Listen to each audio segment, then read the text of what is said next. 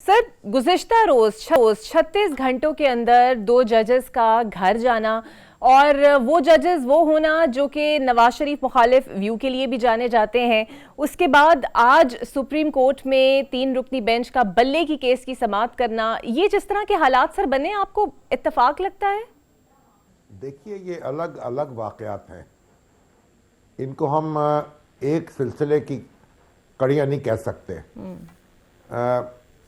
Mother Ali Akbar Naqvi साहब ने इसलिए इस्तीफ़ा दिया कि उनके ख़िलाफ़ रेफरेंस वकलत तंजीमों ने पेश किया था और एक कानूनदान है उन्होंने भी पेश किया था।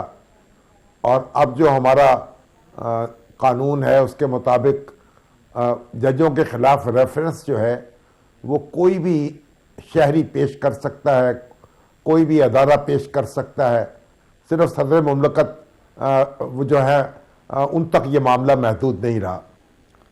अब उस पर जो सवालात उठे और उनको जवाबात देने चाहिए थे, अपना मुकदमा लड़ना चाहिए था, लेकिन उन्होंने मुनासिब नहीं समझा और उन्होंने इस्तीफ़ा देकर घर जाना जो है उसको बेहतर ख्याल किया ताकि उनके ख़िलाफ़ ये कार्रवाई रुक जाए और वो अपने ओहदे से सुबकदोश हो जाए। जस्टिस एजाजुल एहसन ने इस्तीफ़ा क्यों दिया ये अभी तक मालूम नहीं हो सका। इस बारे में क्यास आराइयाँ की जा रही हैं।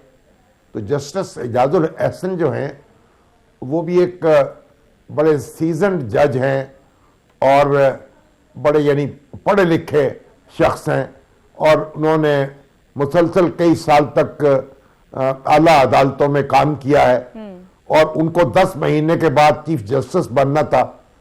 अब कहा जा रहा है कि उनके खिलाफ भी कोई शिकायत थी या उनके खिलाफ भी कोई रेफरेंस आ सकता था और इसलिए उन्होंने पेशगी इस्तीफ़ा दे दिया।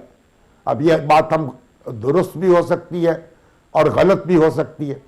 बहरहाल ये उनका एक ज़ाती फैसला था, इसकी वजूहात अभी तक उन्होंने नहीं बताई, तो हमें इस पे अफसोस तो हुआ है, लेकिन बहरहाल उनका इस्तीफ़ा था जो सदर मुमलकत कर लिया है।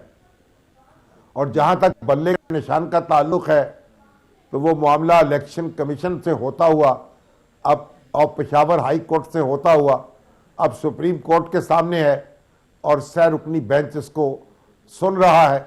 उम्मीद की जानी चाहिए कि आइन और कानून के मुताबिक इसका फ़ैसला हो जाएगा और हमें मालूम हो जाएगा कि बल्ला जो है वो पीटीआई को मिलता है या उसके अरकान जो हैं वो मुख्तलिफ निशानों से इलेक्शन में हिस्सा लेते हैं। इसके लिए इंतज़ार करना पड़ेगा।